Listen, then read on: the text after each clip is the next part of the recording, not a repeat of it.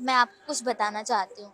Actually ना मैं pregnant हूँ और मैं ये समझ नहीं पा रही कि यार करियर ज़्यादा इम्पोर्टेंट है या प्रेगनेंसी। चुप हो जा, क्या हो रहा है? हेलो, आपने इस बच्चे को चुप करा लो, बहुत डिस्टर्ब कर रही है। मैम बच्चा है तो रोएगा ही ना। तो इसे अरे बाहर मैम सब क्या हुआ? देखिए ना बच्चा रो रहा है, चुप ही नहीं हो रहा। दिखाइए, मुझे दिखाइए कैसे चुप नहीं हो रहा। देखा अभी 1 मिनट में चुप हो जाएगा। बच्चू ले ले, चुप हो जा, चुप हो जा। हाँ ले ले। देखिए चुप हो गया। क्या चमत्कार है तुम्हारे पास तो। हाँ जी, चमत्कार तो हो गई क्योंकि मैं खुद 2 बच्चों की माँ हूँ। मेरे 2 बच्चे हैं। अरे वाह, वैसे करती क्या हो? वो मैं घरों में काम करती हूँ, झाड़ू पोछे का। तभी तो पढ़ने लिखने की करियर की उम्र में तुमने 2 बच्चे पैदा कर लिए। क्या ही हासिल कर लिया तुमने? तुम जैसे ना लोगों की सोच छोटी ही रह सकती है, कभी लाइफ में अचीवमेंट सोच ही नहीं सकते।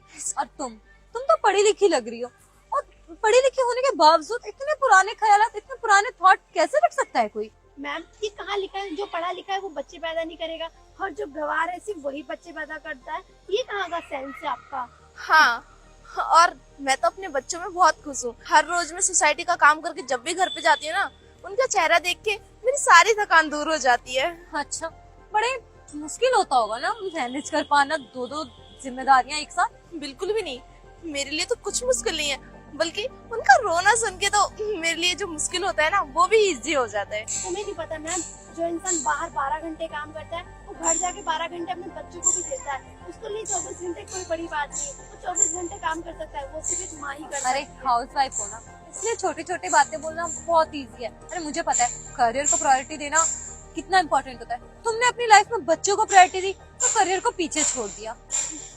अरे आपको नहीं पता मैम बच्चे का क्या सुख होता है। और वैसे भी आपके थॉट हम चेंज भी कर सकते हैं। आप अपनी जगह सही हो, आपको करियर करियर लग रहा है और ये अपनी जगह सही है। और फिलहाल मेरी तो बात ही मत करो। मुझे पता है कि इंसान करियर भी बना सकता है और बच्चा भी कर सकता है। ऐसा कुछ नहीं है जिंदगी में जो इंसान कुछ नहीं कर सकता। और मैम इन्हें पता भी कहाँ से होगा, क्योंकि इनकी तो अभी शादी ही नहीं हुई है। और मैम साहब जब आपकी शादी होगी ना तब आपको पता चलेगा बच्चे का सुख क्या होता है। मुझे वो सुख नहीं देखना। अगर लाइफ में मैं सक्सेस हो गई तो कोई बड़ा बच्चा अडॉप्ट कर लूंगी मैं।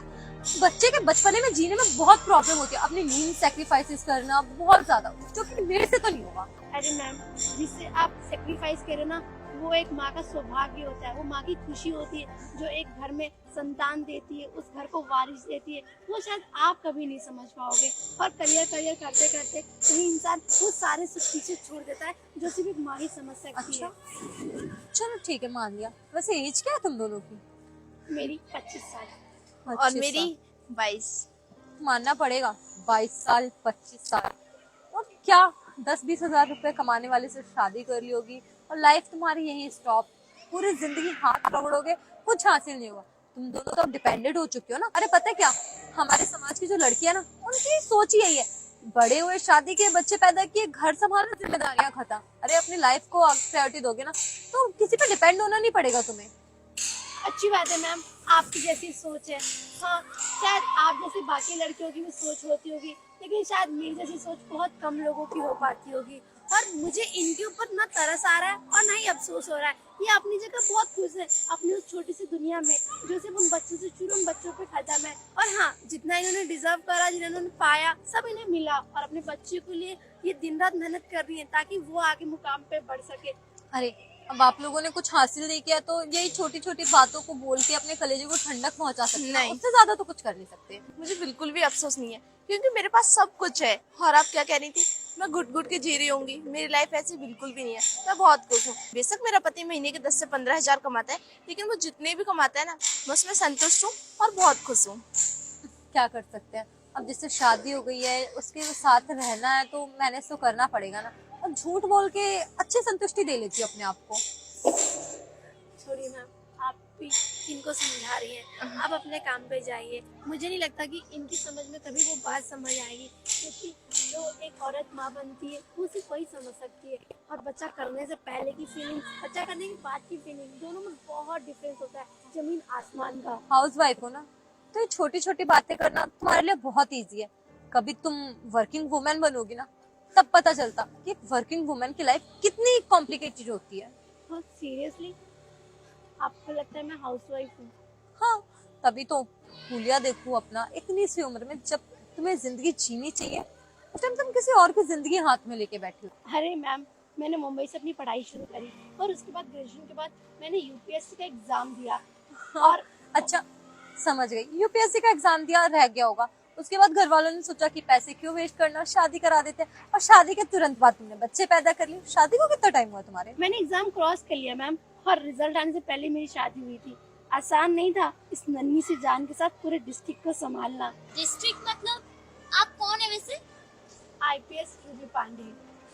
ओ, आप वही आईपीएस रूबी पांडे जिनका इंटरव्यू रिसेंटली मैंने न्यूज पे देखा था। हाँ। आप तो काफी ज्यादा फेमस हो। बिकॉज पेपर के टाइम में मेरी शादी फिक्स होने लगी थी और एग्जाम टाइम तक आते आते मेरी शादी हो गई थी, इसलिए बहुत डिफिकल्ट था मेरे लिए। चले मैम, गाड़ी आ गई है। हाँ सर, मैं चलती हूँ। और हाँ, मैंने सुना था कि तुम भी बेबी को लेकर बहुत परेशान हो, और मैं यही चाहूंगी कि बेबी के आगे कुछ नहीं है। इंसान करियर चाहेगा तो बच्चे के साथ भी बन सकता है। बच्चे का नाम रखकर ये ना बोले कि मैं करियर नहीं बना सकती। इंसान चाहे तो कुछ भी कर सकता है। आप भी मैम सोच समझ कर डिसीजन लेना। और हाँ, आपको भी समझ आ ही गया होगा। मैम कुछ प्रॉब्लम होगी? नहीं सर, मैं चलती हूँ। चलिए सर। वैसे कॉन्ग्रेचुलेशन।